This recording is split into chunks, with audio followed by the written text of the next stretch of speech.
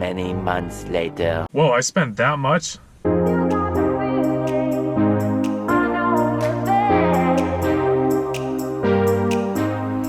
Hey guys, welcome to Boost Book. You are watching another S4 video. My name is Chris, and let's get started. Now, this is a very asked about question within the B5 community. It's discussed all the time, and that is the ownership cost of owning a B5 S4 and making sure that it's drivable daily. So I waited until I owned this car for 1 year, and that's when I wanted to make the 1 year video ownership cost of owning the B5 S4. And that is for the main reason because within the first year, that's when the big expenses are going to come. That's when, you know, the person before you got the use out of the car and they're ready to sell it off at probably its worst condition. Not always, but that's most of the time how it is. So let's get started. Now, as a disclaimer, I definitely want to say that every penny I spent on this car was absolutely worth it. The amount of conversations, the amount of people, everything that this car has brought to me, the YouTube channel, it's totally worth it. I love this car, and just the joy of driving the car, as you guys probably know, I definitely, you know, it's all worth it, okay? So, definitely don't need to worry about that. I'm not bashing on the car. So, let's get started. I have all of my receipts here, most of my receipts at least, and I bought the car a little over a year ago, barely, like a year and a couple weeks, and right away I knew the car needed coil packs, spark plugs, yada yada yada, because I had terrible misfire and didn't want to go into boost. So right off the bat, it was $300 for coil packs, $74 for spark plugs. So I always buy OEM, so therefore you're going to be paying a little bit more. So $300 for coil packs, $74 for spark plugs. That got the car running better, you know, no misfires, idled smoother, got the car into some boost, and that's where we were at from the start. Now, then I started developing a coolant leak, and that's where the big old chunk of money came in through. Now, I always try to do everything on my own with this car. As you guys know, I try to video it, post it up for you guys, see what I'm going through with the car and how I fix it. Now, this happened at a terrible time. I was in college summer classes just to get ahead of my major, and I was extremely busy, and this was a huge repair. So I had a coolant leak from my water pump, and I didn't know the engine incredibly well. You're gonna learn today. And I definitely learned fast, but I had to pay someone to do it. Now, but I'm gonna read over everything the first repair consisted of, and it was an expensive repair. I had to pay a shop to do it. Unfortunately, I got wrecked by labor, and it stinks because I really did get wrecked by labor, and I know I could have done this job myself. But let's read off what I did. I'm just going to read right down the paper. Ian's Speed Shop does a great job. I'm not bashing them by any means. It's just labor costs a lot of money, especially on an S4. We had the water pump done, the timing belt kit, which consists of the thermostat, serpentine belt, timing belt, tensioner roller, tensioner damper, idler roller, accessory belt, the labor for that, coolant, which is the G13, thermostat housing, valve cover gasket, chain tensioner gasket, all the labor for that and the cleaning of that, cam plugs, cam seals, the half moon plug, as I said, the valve cover gaskets already. So I essentially got the whole engine resealed, which is very important because at a certain mileage, a higher mileage, so this car was around 138,000 at that point, you're going to need to get the engine resealed. It's going to be leaking oil. So that all was done. Of course, new oil filter, the labor for all that. Then I got the shifter looked at because the owner before me had a JHM kit installed, and then he took it off and put the OEM one back on, and it was too lazy to dial that in, and it wouldn't go into reverse, blah blah blah. So I got that fixed and the labor for that. And then I got a all new, everything with the brakes replaced, from the lines to the calipers to the rotors to the pads. All OEM stuff was replaced, so that was not cheap, especially with OEM parts. And then we got all of the coolant hoses replaced because I didn't want any more coolant leaks, and those hoses are known to get brittle as the car gets older. So all new coolant hoses were replaced. All old coolant hoses were replaced. and then all the labor for that. So as you know, the OEM stuff is not cheap to buy, especially those hoses were hundreds of dollars. You guys know that if you own a B5S4. That brings us to the grand total. Now, this price, if I did this on my own, it would have been half the price. So at the end, when I say the total, I am going to tell you guys what it would be if I didn't pay for labor with this. So let's just say the grand total was $4,030.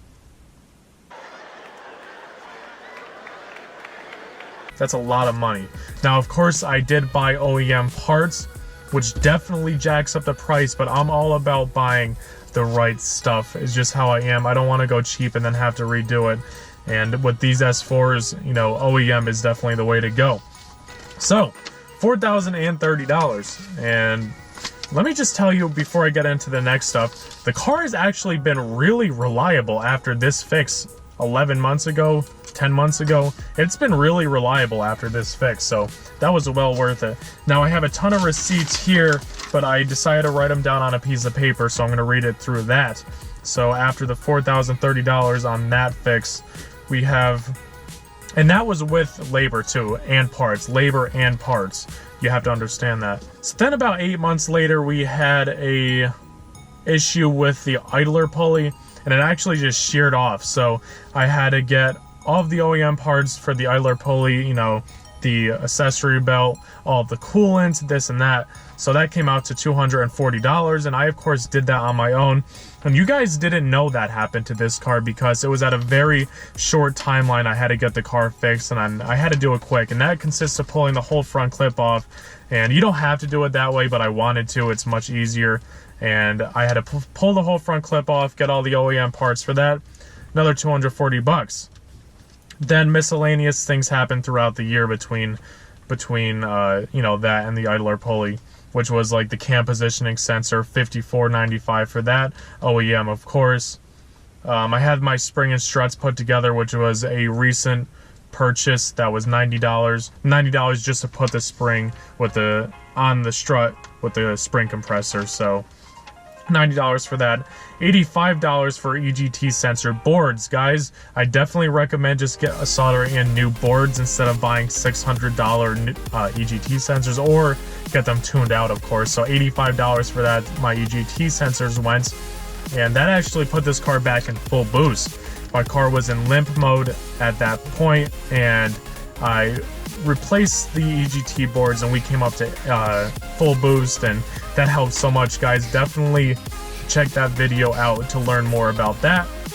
And then I tacked on an extra $250 in miscellaneous parts, oil changes, and stuff I missed, which I definitely missed a little bit of, you know, other things that I might have spent on this car. Now, of course, I spent a couple $1,000s on the Bilstein H&R setup, the VMR wheels with the track tires on it. You know, that stuff isn't cheap, so that's a couple $1,000s, but that's not running costs, so I'm not going to add that in to this main price. So, overall running cost in 1 year of owning this car.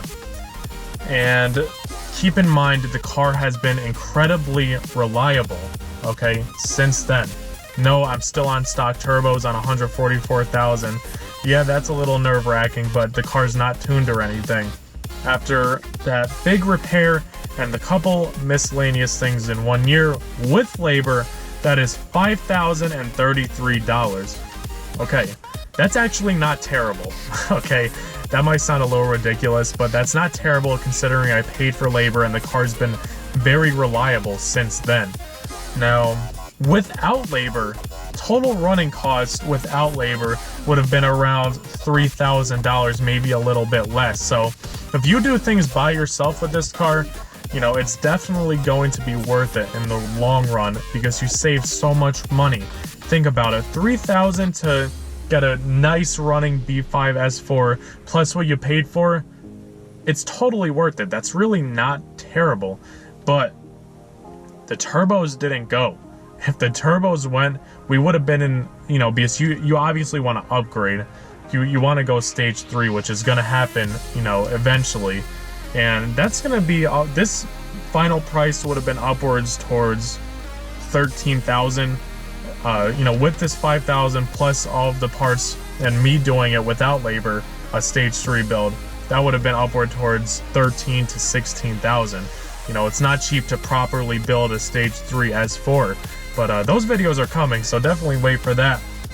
But yeah, guys, it was totally worth it. I just wanted to give you a little bit of a gist of what I spent on this car to make it reliable, and it is actually reliable, which sounds funny, you know, saying an S4 is reliable, but once you put the proper parts in, as soon as you get the car, it's going to be reliable from there on out until you start tuning and this and that. But to really make this car bulletproof, that is to go stage 3, and you will get, you know, anywhere from 400 to 600 crank horsepower for a $15,000 car once you build at 16,000. That's worth it in my opinion. So, alright guys, if you haven't liked, commented, or subscribed, make sure you do that, because we have awesome S4 videos coming out for you guys. Sorry if this video was a little boring. I definitely wanted to let you guys know and answer some questions. $5,033 with labor in a year, $3,000 without, not terrible. Guys, I will see you all next time. Look forward to the next video. Have an outstanding day today. Thank you. Run free and dive into the sky. Hear the wind.